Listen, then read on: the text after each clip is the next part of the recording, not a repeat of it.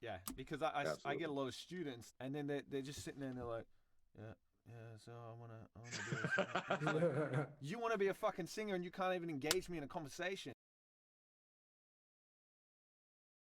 Awesome. All right, so how about we start now? So 3, 2, 1, boom. Hey, welcome to Grow the Voice. No, fuck that. Fuck that intro off.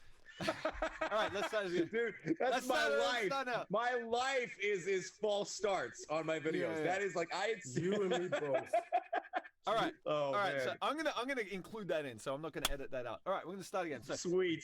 this video is about stage fright, and today's guests are Marnell Sample from VocalLiberation.com and Philip Freeman from the Vocal Blueprint. And what's your website, by the way? My website or Yeah. Marnell's? Your website. I Yes, just said Marnell's website.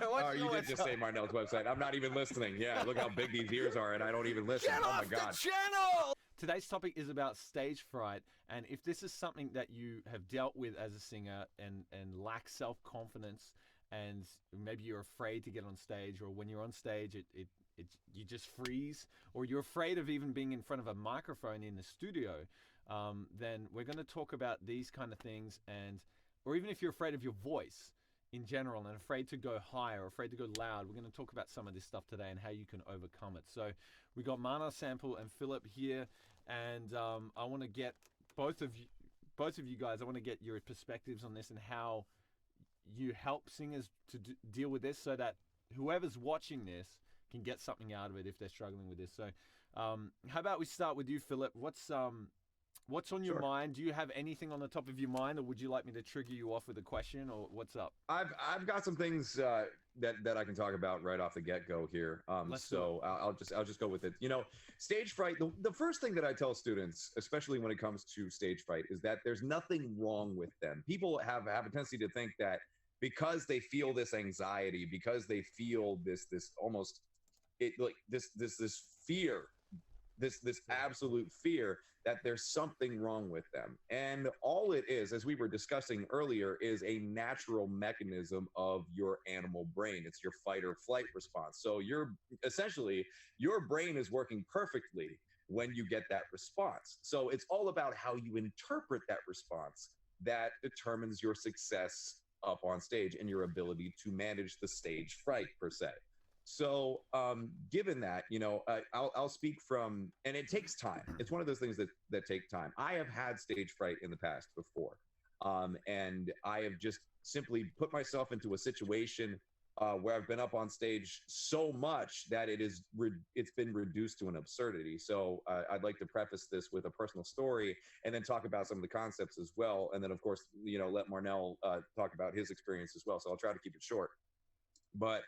You know, I was 13 years old. I was in a community production with a whole bunch of adults for The Wizard of Oz, and I had all these lines, and it was opening night, and I was stage right with my mom, and I was having a panic attack. I was What so role were afraid. you? I was the scarecrow. So I was, yeah. Look at him. Look at his face. Right here. He loves that.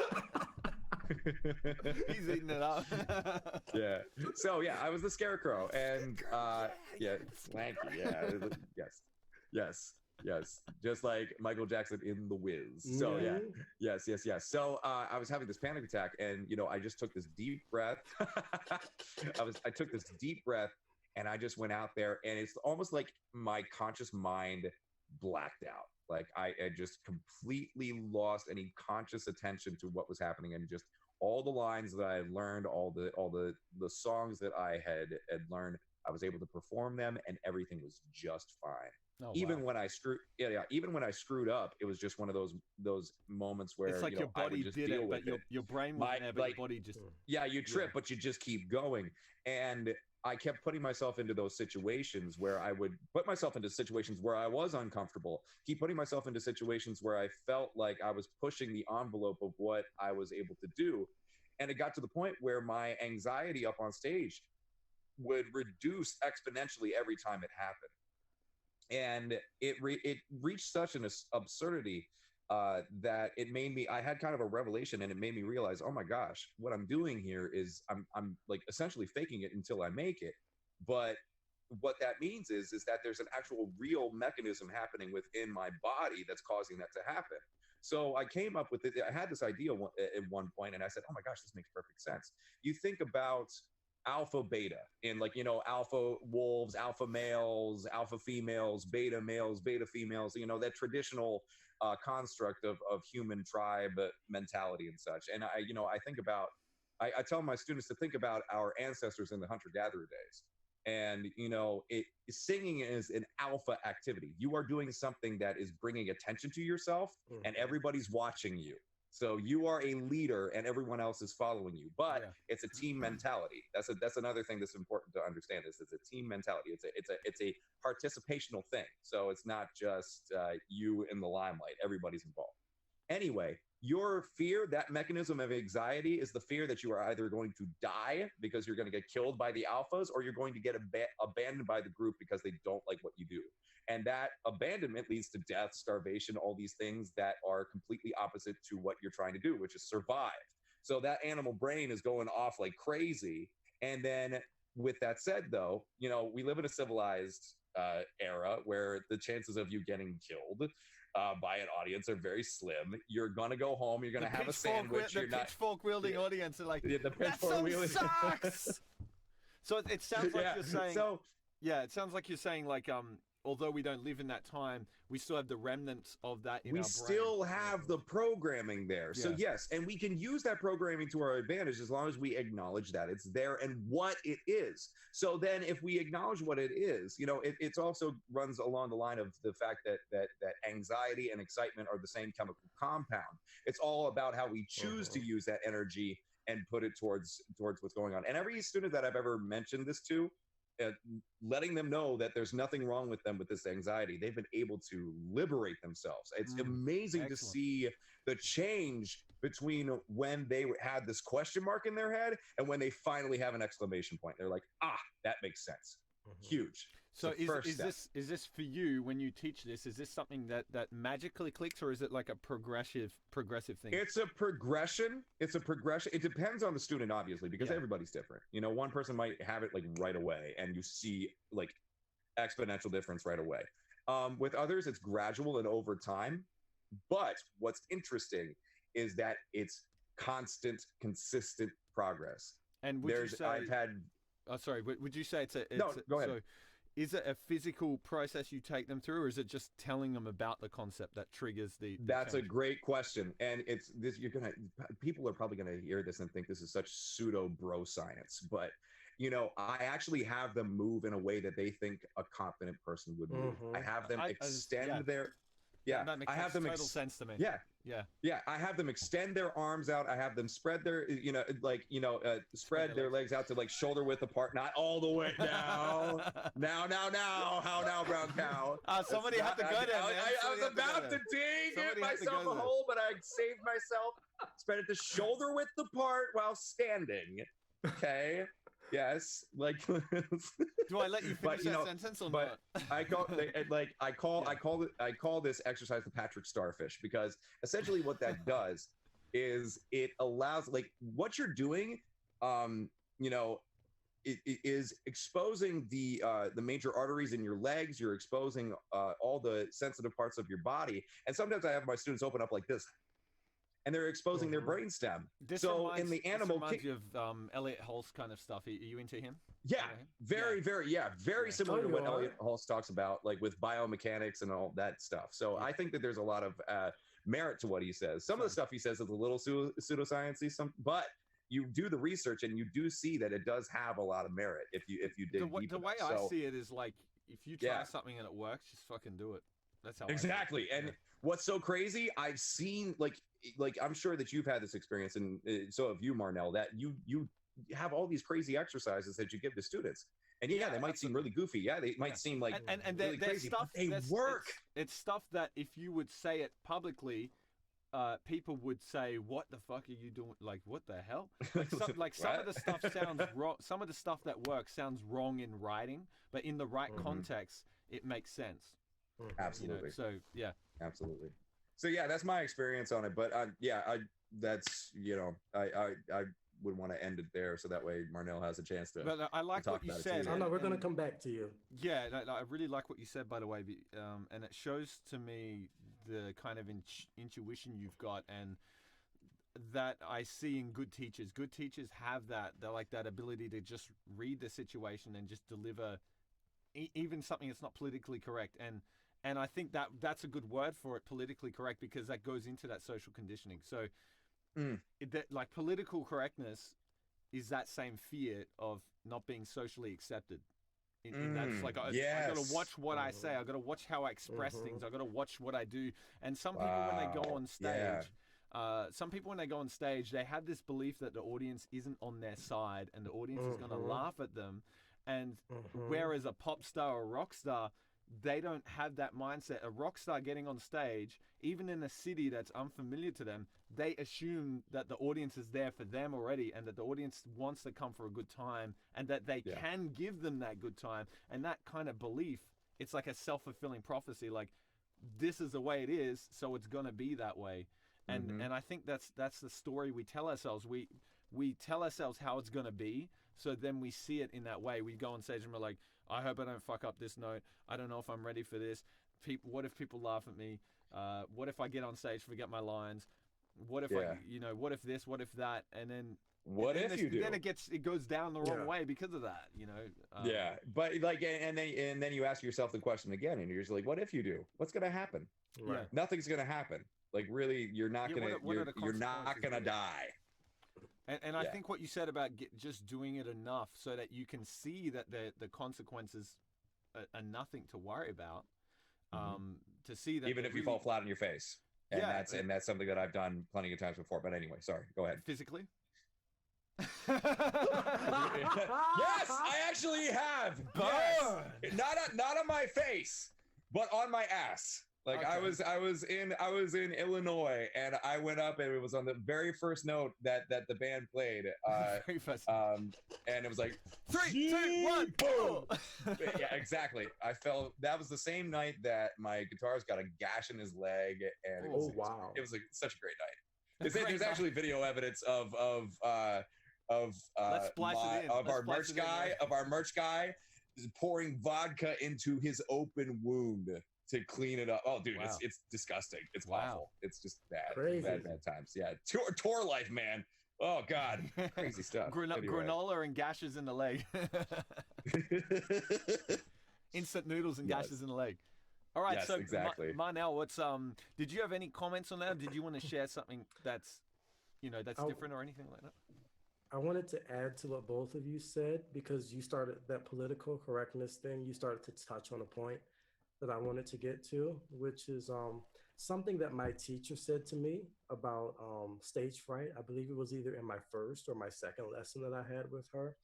It was probably my first lesson. And she said, why do we get afraid, at least when it comes, to being on stage and performing in front of people?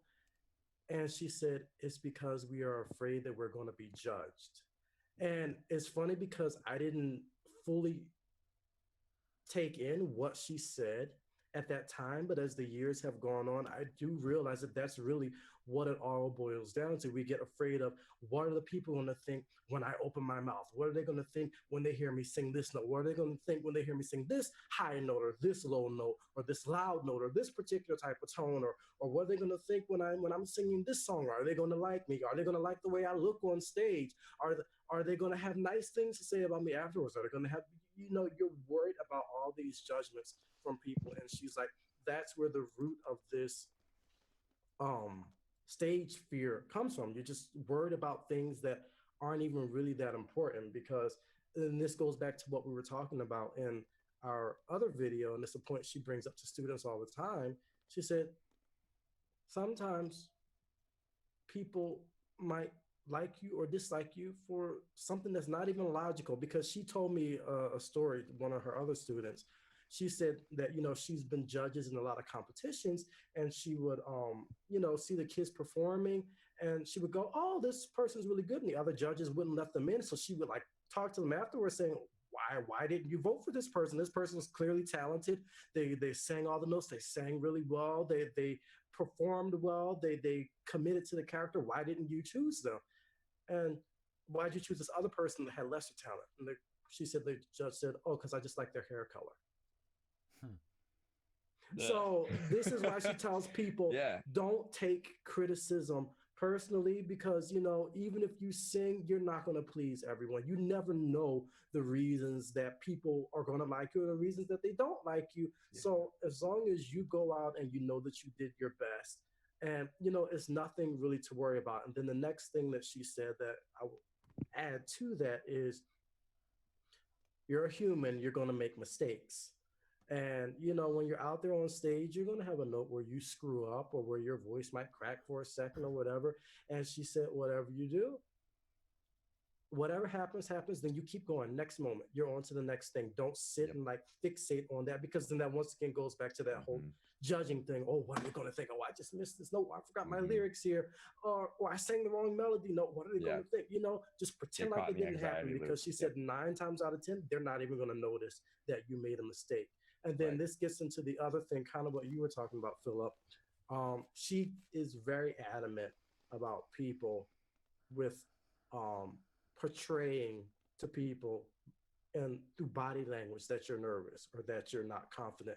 So she really gets on people about, stop playing with your hair, stop touching your face, stop like crossing your arms like this, or like rubbing, or stop. She said, stop doing all those things, because that signals to your audience that you're not confident about what you're doing. That you need, like you said, you need to learn to stand there with confidence.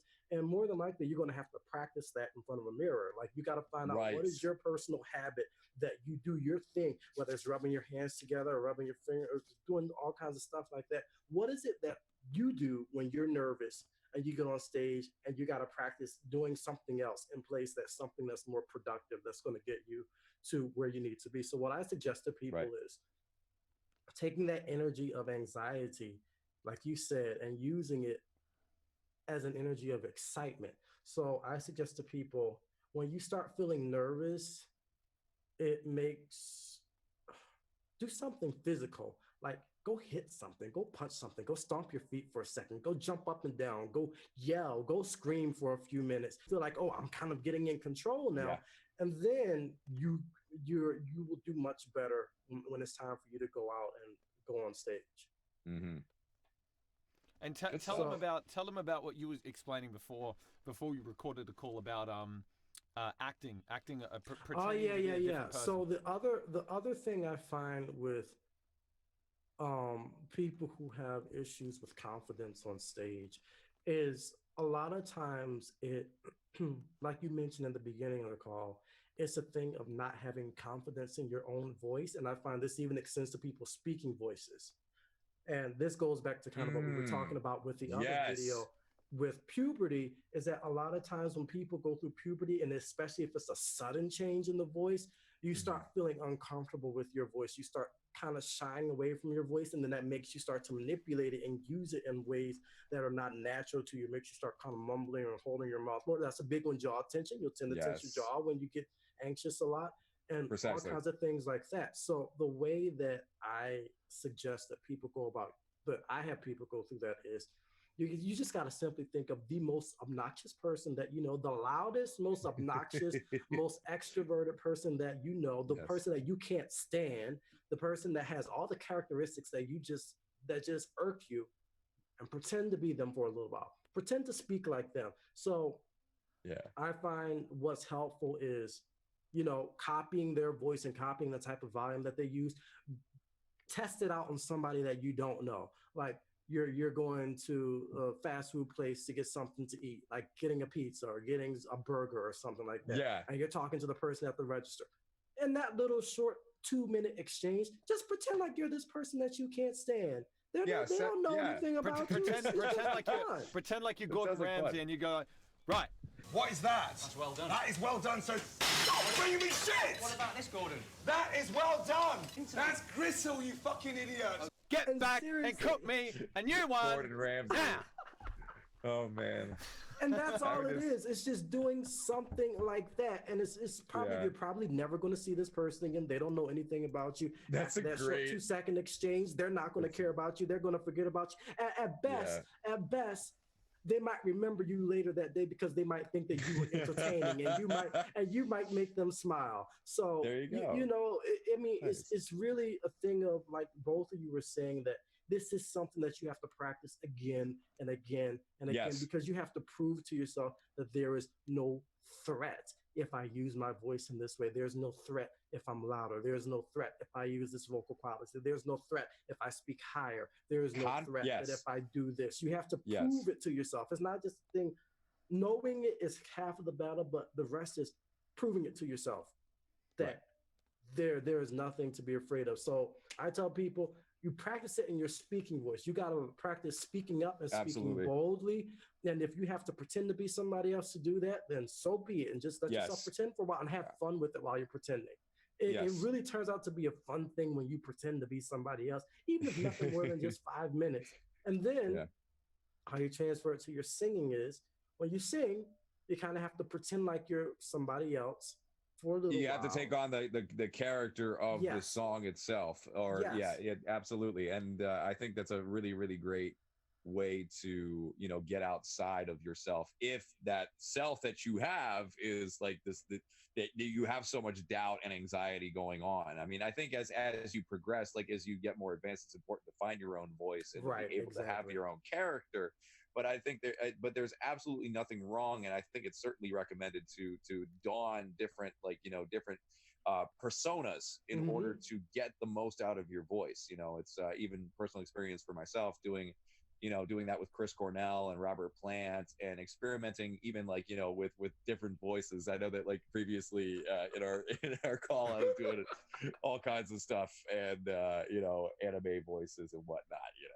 And it helps you with interpretation too, because it gives you more to pull from when you're interpreting. Because let's face it, most good singers out there can imitate other people. That's part of what makes a good singer is they know how to channel somebody else for a little while. Precisely. And another thing that you said, Marnell, which I thought was incredibly profound, is the connection between the speaking voice and your singing voice. It's the same instrument. You know, I tell my students all the time, just because you're not singing doesn't mean you're not using what we talk about in class.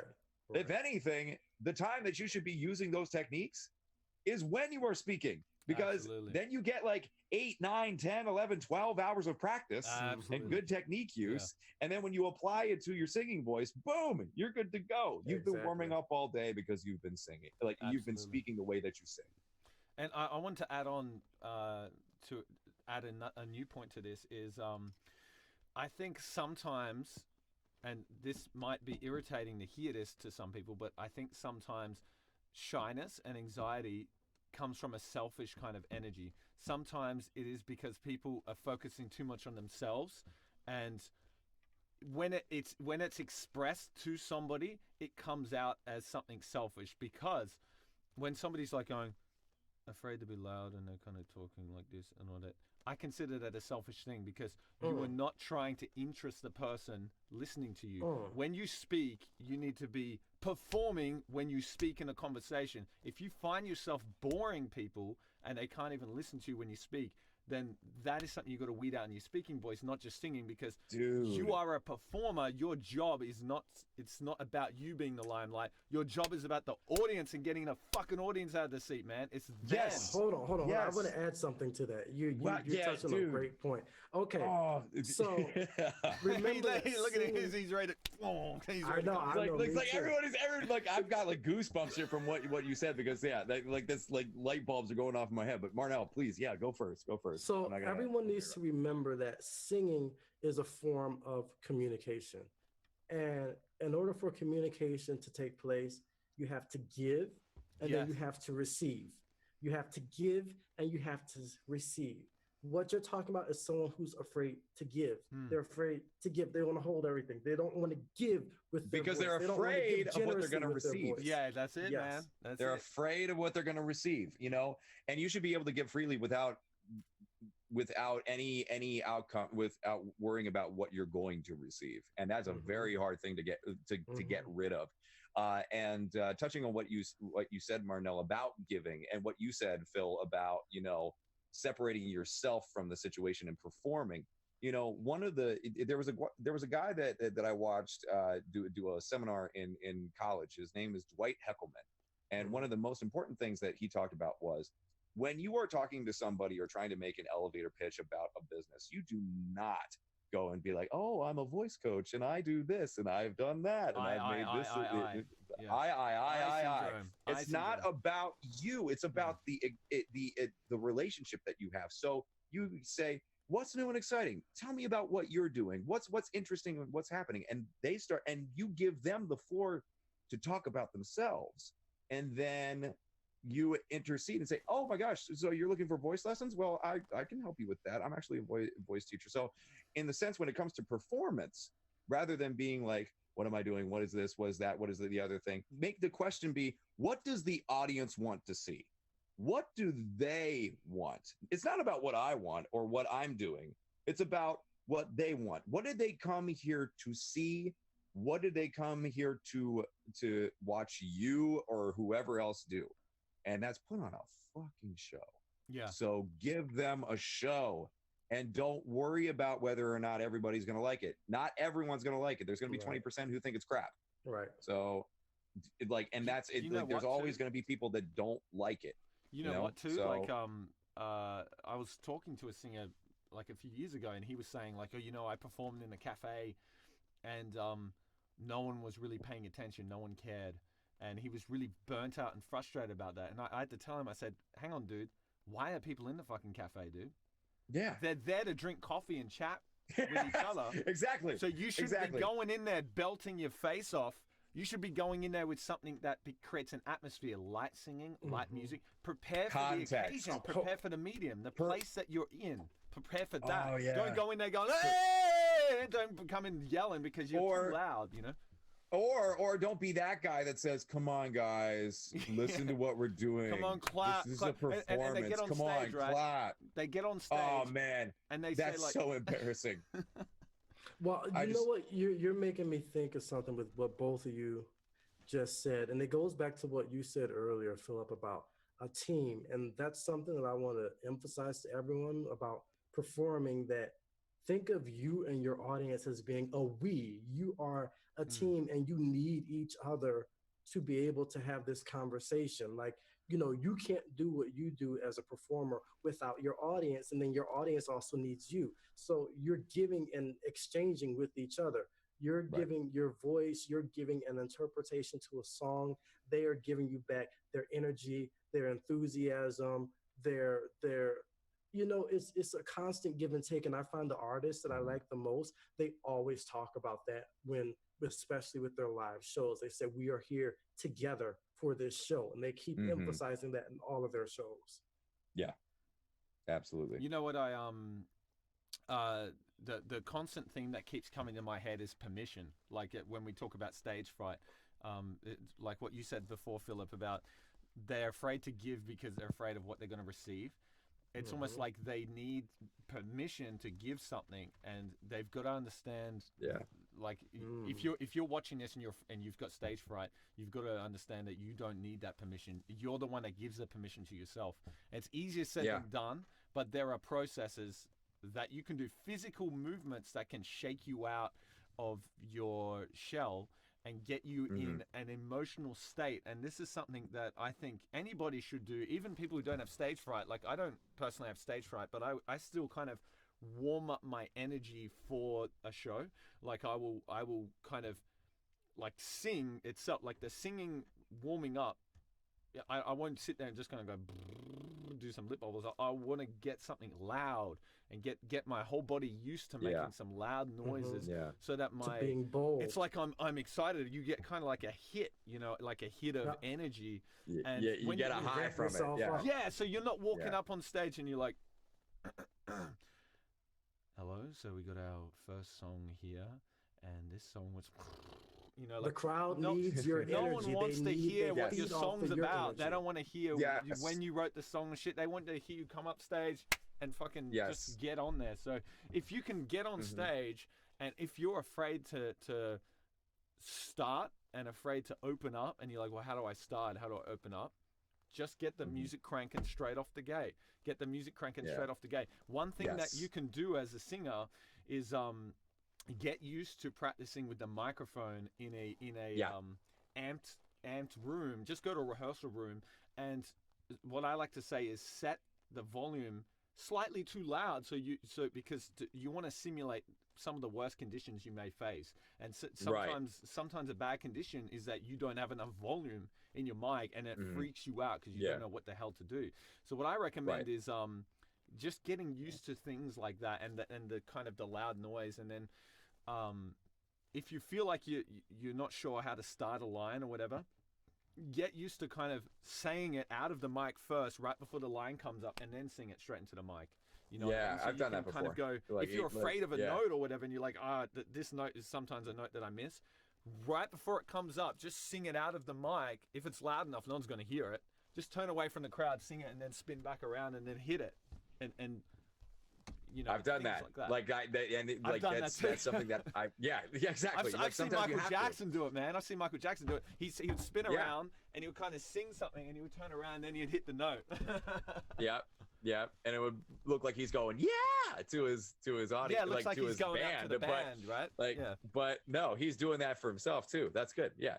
Another thing that you mentioned about like the coffee house and everything like that with the atmosphere is something else that I talk to my students about, especially after breaking them out of their shell. What I notice is students are like, oh my gosh, I have this newfound power. Now I'm going to use it and go everywhere and be like, listen to me, And then I'm like, whoa, hold on. Settle down. It's okay. This is a wonderful thing, right? But now you have to understand context, performance context. In a coffee shop, you have to hold it back. At a rock venue, at a rock show, you don't hold back one bit. Of course, you don't hurt yourself and you use proper technique, but you go all out. So it's something that is such a struggle because it's so relative to the culture that you're in. But that also goes back to conversation too, because you do the same thing in conversation. Right. Exactly. Basically somebody that exactly. So if you can find the right balance in conversation, you can lead to your ability to find the right balance in performance as well. If you become self-aware, not just of yourself, but being self-aware means also being aware of your environment as well, and being aware of your audience and being aware of the team effort that's happening. If you can have an awareness of the situation that you're going into, or be able to adapt quickly to the situation that you get into, that's going to really help you achieve great things as a performer. I think too, something that this is something that I personally do, because what I think can sometimes be a subtle form of, not necessarily stage fright, but it's something that's related to it, but it's like a stifling of the ability to express yourself. That sometimes I go through it too, where it's like you come from an environment where it's very conservative, where you don't act silly and you act calm, but then you got to go on stage and you're expected to suddenly magically open up and be vulnerable and allow yourself to be free. And it can be hard for a lot of people to suddenly switch like that, myself included. So like I was saying before, I try to kind of get myself amped into that, warmed up into that, or kind of get yourself in the right state. And some of the things that I tell people to do is get good at, when you get to the venue, let's say it's at a club or something, a bar or whatever, get good at being the center of the tension before you're even on stage. So get good at being the kind of loud, rowdy guy in the room. Just get good at walking up to random people and kind of just joining in on their conversations or whatever in a tasteful way, without being awkward. You don't want to be without like, being awkward. Hi. What are you guys talking about? Like don't slink your way over and go like, yeah. I like your shoes. Yeah. You have nice shoes. Because you know what, like if you can't be, if you can't do that and you feel awkward, it's going to be very hard for you to have the permission to be that presence on stage. Because if you think about, because we all want to be like a rock star, pop star, whatever, in terms of that, have that presence and that kind of devotion of the fans and all that. But if you think about them, let's say if friggin' Tom Jones walked into the room, he wouldn't feel awkward in that room. He would be assuming, hey, everybody likes me here. Like nobody's going to throw a bottle at me or whatever. He's going to be the kind of rock star in the room. And he would own that, because in his mind, that's just what it is, right? And so, if somebody does throw a bottle at him, this is what he would do. He'd be like, "Was that a bottle?" No, man, Right. no. Oh He my would God. sing at the bottle, and the bottle would stop and then reverse. Oh yeah, he'd be like, "It's not unusual that you are a bottle," and then it would just be like, "Bye, yeah. Goodbye, bottle." And so, what I try to do is I try to go in, and if I feel like I don't have permission, I know it's going to affect me on stage, because what like, this is where I think a lot of musicians get stuck. I think a lot of musicians, they get to a point where at first it's like, maybe I can't sing in tune, or maybe I strain on notes, or whatever. But at some point you get those abilities. But then you reach this point where it's like, well, yeah, I can get through songs, I can get through this, I can get through that.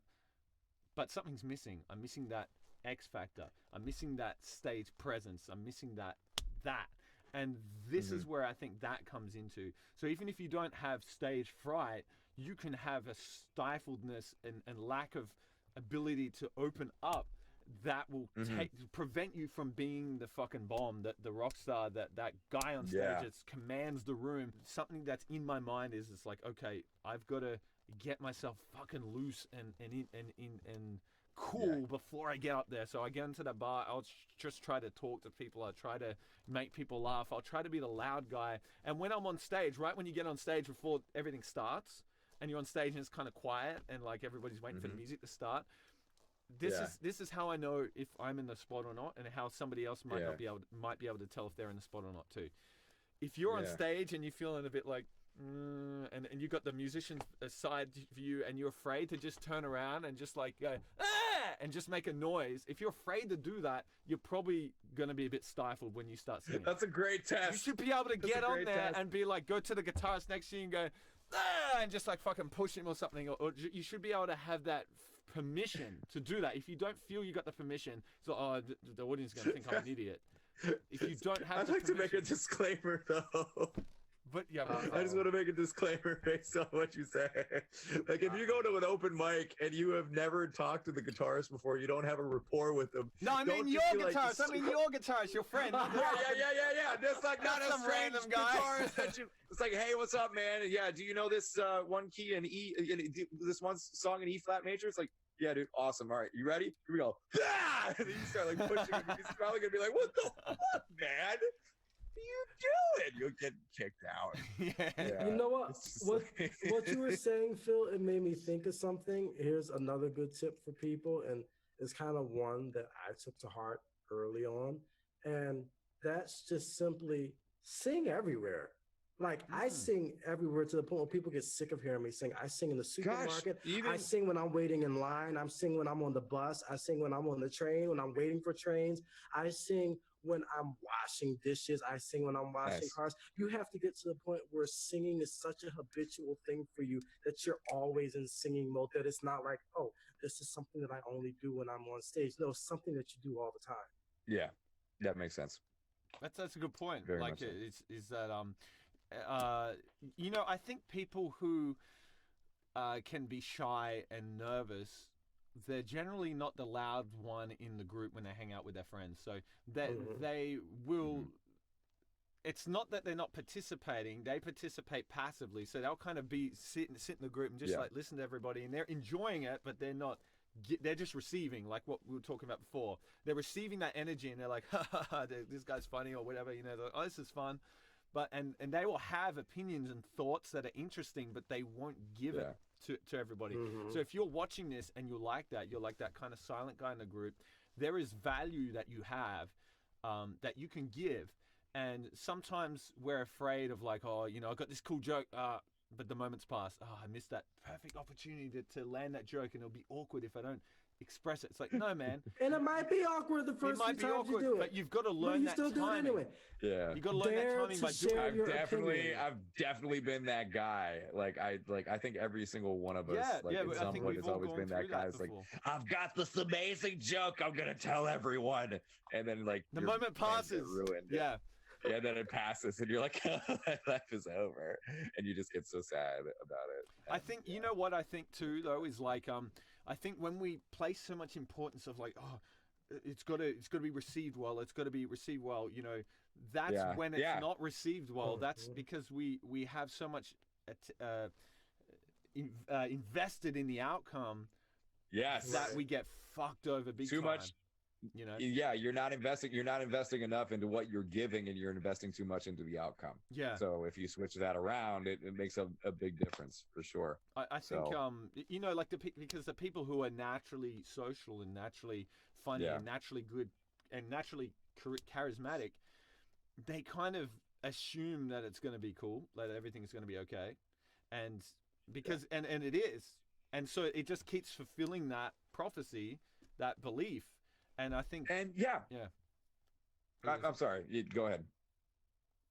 That's pretty much it. But I'll tell you what. I just wanted to make sure. Yeah. Let me just say one thing though. Is I've never really had a problem with being able to get on stage and get people just fucking excited. That's always come naturally to me, to the point where I had no technical skill to back it up, but it was like, you know, I can just get on stage, and even if I got nothing prepared, I'm sure I can get the room just doing something. Like I could get on stage and just make some weird noises. I'm sure. I go, everybody do it, and I make them feel stupid for not doing it, and that is what I think is you've got to make them feel almost like it's stupid if they don't join you. So you know how that you get the whole crowd moving, and then there's that cool guy that's like, I'm not doing that, but then at the end of the show, he's the one doing that as well. That's a TED Talk. Yeah, that's a TED Talk. That's right. It's like because he feels dumb for being the only one not doing it now. So Yep, exactly. So it's like what you said. It's like that tribe mind of you know, nobody wants to be that odd one out because they're afraid that the pitch wielding masses are going to turn on them next or whatever. So yes, exactly. It is social conditioning for sure. Absolutely. Yes, indeed. Boy, this has been fun. Yeah, good. It's amped me out. Absolutely. Let me say this, by the way, because I know we're firing off each other really well. Absolutely. I think people watching this need to hang out more socially with people that have this energy, and it's like Marnell said, if you can impersonate the energy, you'll build it. So if you hang around people that have it, it will trickle into you because you see how those people react. And you've got to kind of study people that have this, or people who are just good on stage and like, how is this person acting? What if I just fake it and take on that persona and just test it out at home? Because this kind of like how I learned this was, I used to be in animation.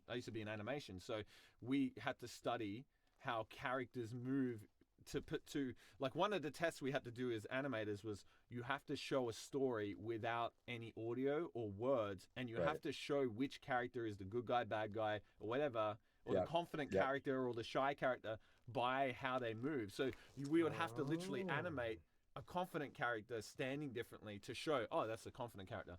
And to do that, we would study old black and white films like Charlie Chaplin, because that guy was the master at this shit. And Michael Jackson studied that guy too, Charlie Chaplin. And because in the silent film days, you had to get across the characters and the personalities without any audio, and you just had to show it. So the way they stand, the way they move, you know, so if they're moving, I'm squatting down here, it's going to be weird, but some characters are going to move really slow and calculating like this, like that, and it gives off a certain feel like maybe they're in control or they're calculating. And some characters are going to be really animated and move like this, and they're going to be like that, and they're going to hold their head up high and their chest out more, and some characters are going to be a bit more hunched and a bit more down here. And if you study the best rock singers, they move in a certain way, they do things in a certain way. If you study great actors, look at guys like Sean Connery, like the kind of the sexy actors, the guys are like the suave actors. You look at guys like Pierce Brosnan and Sean Connery, they kind of all move a little bit slowly. They have a little bit of a squint in their eyes, and they bring things to them. They don't reach forward for things. They bring the world to themselves. And singers, great singers do that. They bring the mic into themselves. They control the mic stand rather than moving around the mic stand and getting the mic inside and trying to pull it off. They just pull the mic stand to them and pull it out like that. And it has a whole different look to the audience when you get these kind of subtleties down. Yeah. Nice. That's Good amazing. stuff. That I didn't even think of that whole body language thing. I didn't. Your animation background gives you a really interesting perspective on it. That was really absolutely. Cool. It's really fun, really fun stuff. I used to just watch because I started more as a dancer before a singer, so I would study movement. You know, guys like Prince or Michael Jackson or Fred Astaire, James Brown, and just look at how they what they do between the dance moves. If you look at guys like Michael Jackson, what he would do, he has this pattern that he does in between the actual dance moves. He'll kind of do a spin or whatever, hit a note, and then he'll just pace the fucking room. Like he'll just walk down to the left side of the stage. You turn around and then just walk down to the right side of the stage. So there's never this dead air of like, you're like, oh, well, what do I do between the move? Oh, I did the move. What do I do now? You keep something moving. Even if you're standing there and singing slow songs, there's always like a grace or a shifting from left to right on the feet and stuff like that. There's always some kind of movement. The arms move up like that as they sing. All right, that's it for today. So I hope you enjoyed this video. And if you are interested in seeing, let me do that again. Okay, so we'll go 3, 2, 1. All right, we're going to do the outro right now. So if you enjoyed this video, I hope it fired you up. Now, the last thing is you got to maintain that fire, and you have to keep reigniting that fire every day, especially before you get in performance. But if you liked this video and you want to find out more about Philip Freeman or Marnell Sample, then down below in the description section, I put links to their channels. I urge you to go and check them out because they're both good vocal coaches that I totally recommend. So check them out and see you next time. Come on, Thank guys. you. Yeah, say goodbye. By the Say way, goodbye if you're to you guys. Got to do a wave for everybody. Bye.